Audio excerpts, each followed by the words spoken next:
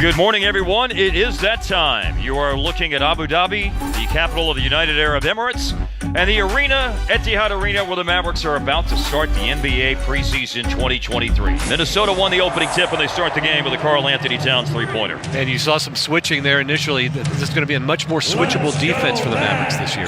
The normally reliable Gobert around the basket misses a second shot, but follows home his own miss. The Timberwolves, and it's our first wedgie. Oh, wow. Well is so happy. Wow. Everyone is guarding 1 through 4 or even 1 through 5. And because of that, Lively is such a quick player, lateral quickness, a smart player. To drive inside and a miss by Towns, but he's able to dig out a ball. Looked like Lively was going to come away with it, but it's a loose rebound, and here's a three that is up and good for Nickeil Alexander-Walker. Still waiting for the first field goal of the preseason for the Mavericks as Luka goes to work on Gobert. How many times have we seen that matchup? And obviously we saw it on the big stage in the playoffs in the spring of 2022. Here's a pull-up three that's good for Mike Conley. And Conley really gives them a veteran presence, some stability from that roster. And there is the first made field goal in the game for the Mavericks. What you've seen is that they're 1 of 9 overall, 0 of 6 from 3. You want to drive into the paint a little bit more and not just settle for those three-pointers. Seth Curry's out there as well. Kyle Anderson and Shake Milton are the first changes for Minnesota, and there's Luka slamming one home inside. As Towns drives inside against Powell and lays it in for Towns. That's 9 now in the first quarter. Josh Green with an attack and drive against Kyle Anderson. Nickeil Alexander-Walker was on the free throw line, and one of Minnesota's most important offseason moves, retaining Naz Reid and not even letting him get to the open market. Here's Luka hitting the deck, and he throws one in, chance for a three-point play. I expect him to take, as amazing as it sounds, even another step forward this year. Shake Milton a corner three, and that's good for Minnesota. They're in front now by 20.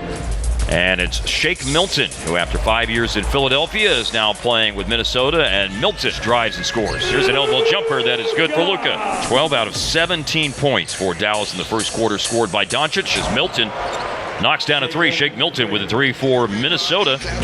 So Derek Lively denied a chance for his first basket here in the game, but Maxi Kleber has one. Timberwolves playing with two bigs on all times, either Gobert and Towns.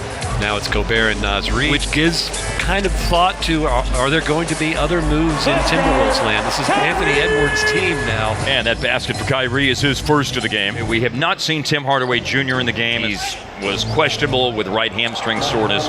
We have not seen him here in the rotation in terms of the first 15 minutes. And keep in mind, when it is preseason, 0 for 14 is the three-point shooting number now for the Mavericks in this game, but Towns has just made his second. It continues to be all Timberwolves, flirting with a 30-point lead, and the three-point drought comes to an end for Dallas on their 15th three-point attempt of the first half. Grant Williams shows his corner three prowess. When you're making them, now you can keep on taking them. 2 in a row. Mavericks missed their first 14 threes in the game, but they've come to life. Williams made 2, and now Jaden Hardy knocks down a three-pointer for Dallas. Drive and score by Karl Anthony Towns. Here's a jam by Powell on the alley-oop. That was a really, really nice lob from him. Yeah, 100%, Bobby. We know Hardy can score. For him to take that next step, he's got to be able to run a team.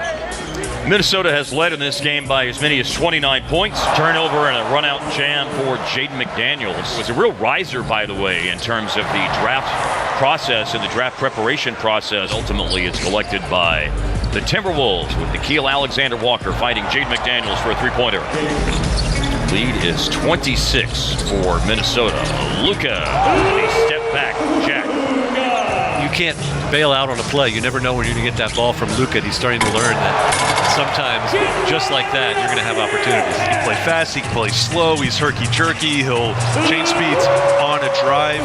As the big man, you've got to... Case in point just exactly, now. Hardy, Omax, Grant Williams, rest of the group out on the floor. Luka, Drano, right over Rudy Gobert. Brian mentioned this in the break when we were talking at halftime that we anticipated we would not see the starters play in the second half of the game. And Dante Exum really rehabilitating his career overseas and able to come in here as another long, rangy defender. Chris Finch is opting to play his starters here at the beginning of the third quarter. I don't know how long this will go on, but the 5 individuals that you see on the floor right now for Minnesota are their starters from this game. You won't see the leading scorer from the United States team in the FIBA World Cup this summer, and a player whose star is rising rapidly through his first 3 seasons in the NBA. Here's Conley with a pocket pass to Gobert for a layup inside. Defense is going to be a combination of strategies. They're going to play some more zone this year. They're going to continue to play the X-out defense that Sean Sweeney has developed, and some just traditional switching. Nice. Jaden Hardy, nice finish, by the way, in the paint. Now, you were either tracking deflections or doodling on your notebook. During timeouts when there was nothing to do and you're standing there and Don Nelson's looking right at you. Josh got over 40% from 3 last year. Confidence is such a huge part of his game. Dante Exum for 3, by the way. Speaking of somebody the Mavericks want to see hit corner Little threes. Aussie to Aussie love right there. Yeah. It reminds me of when I was with the Mavericks and players would get, coffees with 12 sugars and whatever they need to get going. It would seem fair that if you have to use your coach's challenge early in the game because there was a referee mistake, that you would get to have at least one more challenge over the course of the game. Greg Brown's been playing in Portland for the last 2 years. Here's Kyle Anderson, and Anderson scores. Here's Omax in a pick and roll with Rashawn Holmes.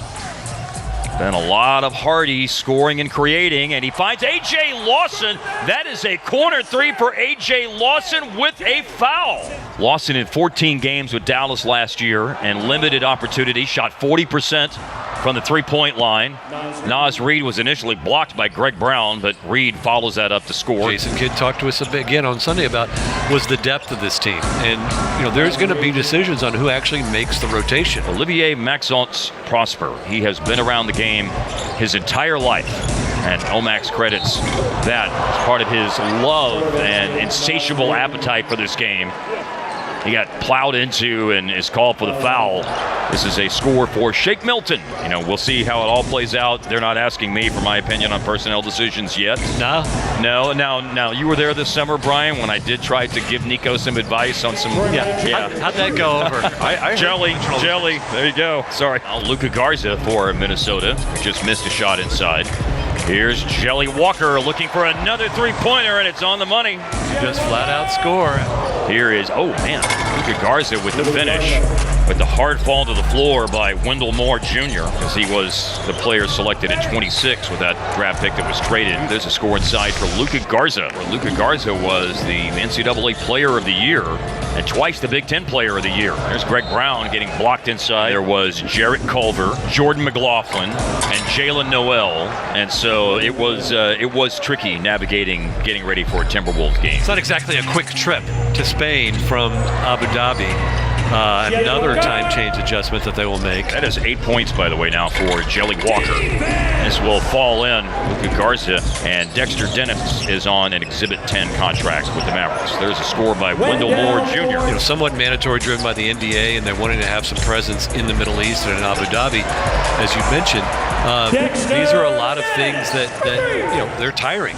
Is he a big NBA fan? I guess.